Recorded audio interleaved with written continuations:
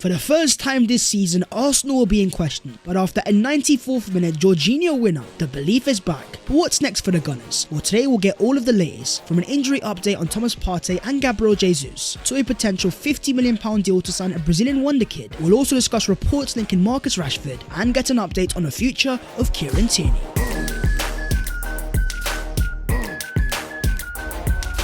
Yo, what is going on, guys? My name is Babs14, welcome back to your boys channel, and I hope you guys are doing sensational as always. We are so close to 150,000 subscribers, so if you guys could subscribe, I'd massively appreciate that, and smash a like if you enjoy. But let's start off with the latest Arsenal transfer news. There is an Arsenal loanee thriving in Liga who is scoring goals, and he was at it once again. No, we're not talking Folarin Balogun. Say hello to Nuno Tavares, who scored a fantastic goal for Marseille, this time as a left wing back, knocking it past his player and smashing it into the back of the net. That's goal number 6 for Tavares this season. Those goal scoring numbers are up there right now with the very best in terms of wing backs in Europe. 23 years of age, he is definitely having a good season at Marseille. With experience, he's growing. Marseille have a history of successful Arsenal loanees. The prime example, of course, William Saliba. Last year thrived for Marseille, this year he's become a starter for Arsenal in our title charge. In the case of Tavares, I don't expect him to be an Arsenal starter next season. There may be potential, but he's a different profile to what Arsenal require. You look at Alexander Zinchenko, he's a proper inverted fullback. Tavares has a lot of technical qualities and physically can be a monster, and in the current market Arsenal could easily get 20 to 30 million pounds. But talking of left backs, let's talk the future of Kieran Tierney. This year he's only started 4 games. That is because of the arrival of Alexander Zinchenko, as Mikel Arteta has gone fully down the inverted fullback approach. Tierney's a player that is too good to sit on the bench, and now that he's in the peak of his powers, he's going to want to play first team minutes. If not at Arsenal, it may be elsewhere. And according to reports, Newcastle United are closely monitoring Arsenal left back Kieran Tierney, and the player is valued at around £30 million. Let's not forget that Tierney signed a brand new contract back in 2021, which expires in 2026, so he's got a long time left on it. He's tried to become the inverted fullback, but he doesn't have the same natural technical qualities of Alexander Zinchenko. Going forwards, Tierney could still be fantastic. He's a versatile player, also able to play in a back three, and as a backup fullback, he's up there with the best in the world. In the summer transfer window, if Arsenal get the right offers, Kieran Tierney may be available, and I trust Arsenal in their recruitment policies that if they let Tierney go, they will have the right scouting networks to go and find the next fullback to back up Alexander Zinchenko. But talk to me down below in the comments, and how much do you believe Kieran Tierney is worth in the current transfer market? Now let's talk about central midfield. In the absence of Thomas Partey, Arsenal have had a new number 6, and that is Georginio. At January deadline day signing, he was made available for £12 million, and he has revealed that I spoke to Chelsea and knew that I was no longer in their plans. Sometimes you must accept that you are out of a project and things must come to an end, and it's because of that Chelsea connection that some Arsenal fans were very skeptical. PTSD from the likes of Willian. In the 2 games that Georginio has started, he has showed his quality, and against Aston Villa, 90 touches, 70 passes completed, 5 ground duels won, 3 tackles made, 3 times possession won, 2 chances created and 1 shot, which of course led to the Arsenal winner. Georginio also made 15 progressive passes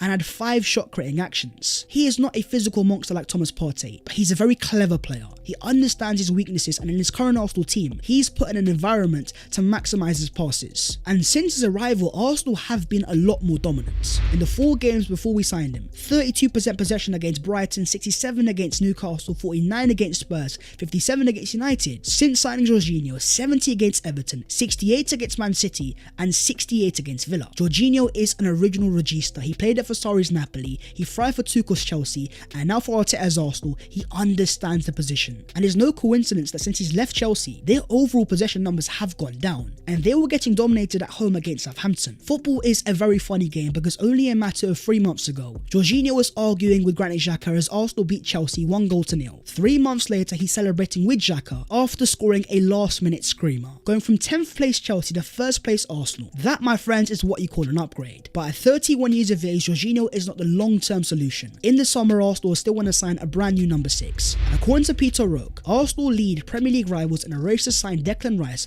after further encouragement behind the scenes. His precarious contract situation means that West Ham are only likely to be able to command a fee between £70 to £80 million. Arsenal want to break the bank to sign Declan Rice, make him a club record signing. It would be a signing to future-proof the midfield. He's got a bag load of experience, he's got leadership qualities, but a very underrated attribute is his availability. Rice is barely injured, and for West Ham over the past few years, he has been ever present. That level of physical technical reliability is something that we've not seen with Thomas Partey, who's been very unfortunate with injuries. And according to Vitor Roque, Arsenal are in sustained contacts with the player's representatives ahead of a summer deal and are willing to hand him a long-term contract worth in excess of £200,000 a week. Those are massive wages, but when you put it into context in the Premier League, it's not as high as you think it is. In the current market where Enzo Fernandez has gone for £105 million, when you've got the Premier League experience of Declan Rice, £80 million isn't that bad of an investment. Now Chelsea also have interest, but it looks like they have turned their attentions elsewhere. According to Matt Law, Jude Bellingham tops Chelsea's summer midfield target list above Declan Rice and Moses Caicedo. Chelsea, as always, are moving crazy off the pitch because on the pitch they're pretty bang average, and their current manager Graham Potter is under massive pressure, and according to reports, it's noted within their club's hierarchy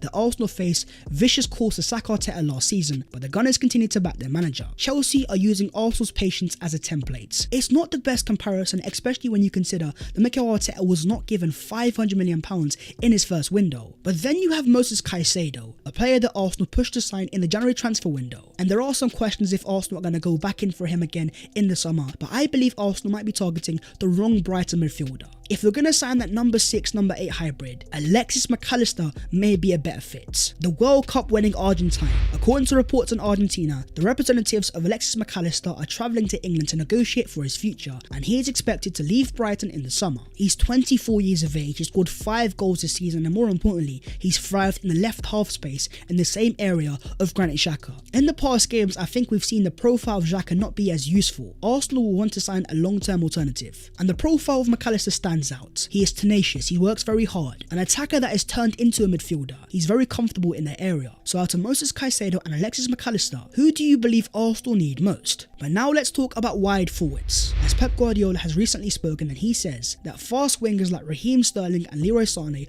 are no longer the answer. He prefers the wide forwards of a Grealish and Mahrez, more creative players that keep the ball. And here's a fantastic graphic which shows the best creative wide forwards in the Premier League. And on that top right side, you've got Jack Grealish, you've got Riyad Mahrez, but not too far off, you've also got Leandro Trossard. Trossard is a different profile to the likes of Gabriel Martinelli and Bukayo Saka. Those two have more pace and are far more direct. Trossard is more of a technician, a fantastic player to keep the ball in tight spaces. Mikel Arteta is slowly building an attack full of different profiles and variation. And talking of wide forwards, Barcelona's Rafinha has been speaking, and he says a team I like outside of Spain, Arsenal and PSG. Now Barca do need to sell players, but I don't believe Rafinha is going to leave. He is starting more games on a consistent basis, and I think he's very happy at the new camp. Instead, Arsenal might be going to Brazil. So let's talk about the Brazilian wonder kid that is Vitor Roque. According to Goal Brazil, the Arsenal sporting director Edu Gaspar has recently contacted the representatives of 17-year-old forward Vitor Roque and intends to make an offer. Atletico Paranaense will only accept the player's €60 million release clause, and Barcelona have already started negotiations. Confirmation that Arsenal are in talks to sign a brand new forward,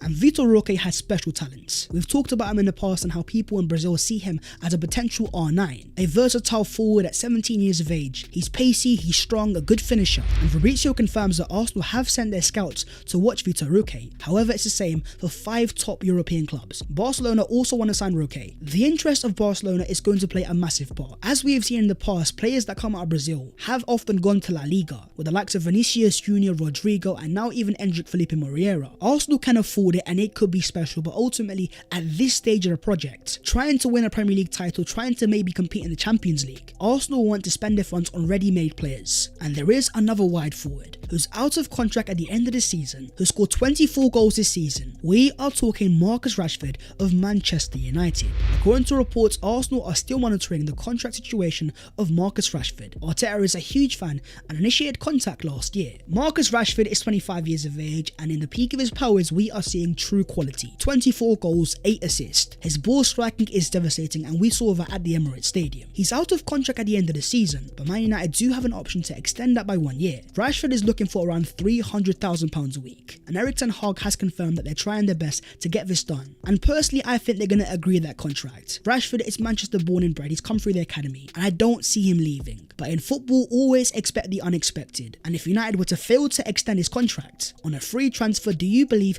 Mikel Arteta would sign him? Moving on to the Arsenal injury update. Arsenal's main number 6 Thomas Partey has been unavailable for the past few games, and according to Chris Whitley, Partey was not involved in the squad to face Aston Villa due to a precautionary measure, and Mikel Arteta later confirmed that Partey is not fit. He didn't even train yesterday, and he probably needs another week. Another muscular issue for Thomas Partey, and over the course of his Arsenal career, these are some of the massive games that Thomas Partey has missed. Games against Spurs, Chelsea, Man City, Man United and Newcastle. Even though Georginio has stepped up, the long-term question over Thomas Partey's reliability in terms of fitness has come into question. It's not to blame the player because he has been unfortunate, but he's not too far off making a recovery. If he's available for the game against Leicester, will Mikel Arteta start him straight away over Georginio? Now let's talk about Gabriel Jesus. As Football London report on January the 22nd, Gabriel Jesus said he hoped to be back in 4 to 5 weeks. This is now the 5th week since he made those comments, which could suggest that a return to first team training is just around the corner, barring any setbacks. Jesus is back on the training pitch and he is running, and according to the report so far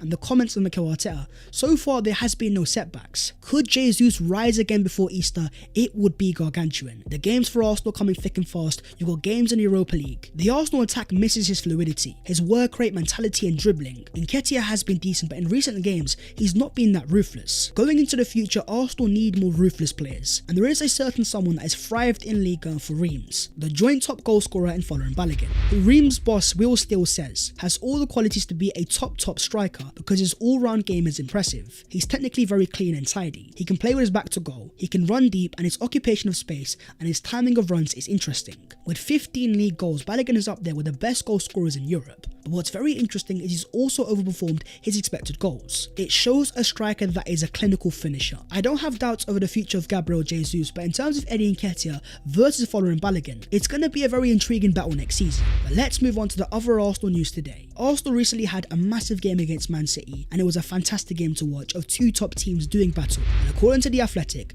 the match last week set a new streaming record for Amazon in the UK, becoming Prime Video's most viewed Premier League game, surpassing the previous marker of 4 million people set in December 2021 to watch Arsenal and Manchester United. Arsenal are gargantuan, everyone wants to watch, but in terms of that game itself, it was such a fascinating watch. There is going to be a part 2 and Arsenal have a chance to get revenge in the massive game against Man City at their stadium in April. Now let's talk about the Arsenal star boy Bukayo Saka, who's having a sensational season with 9 goals and 8 assists, 17 goal contributions in 23 Premier League games this season, with 2 goals against Man United, 2 against Liverpool and 1 goal against City. Bukayo is not too far off a double-double season of goals and assists, and if he was to do so, he would become the 4th youngest player in Premier League history, behind the likes of Michael Owen and Wayne Rooney. But Saka is more than just goals and assists, and his overall influence is undeniable. And here is his stats radar for the season. In every single metric, Bukayo Saka is doing something. Defensive work, passing numbers, creativity numbers, and goal scoring numbers. There are other wide forwards that are also in fantastic form, but are there any other wide forwards that have the same level of completeness and are able to influence every aspect of the game like Bukayo Saka? One thing's for sure, he definitely needs protection. Saka has drawn only 1 booking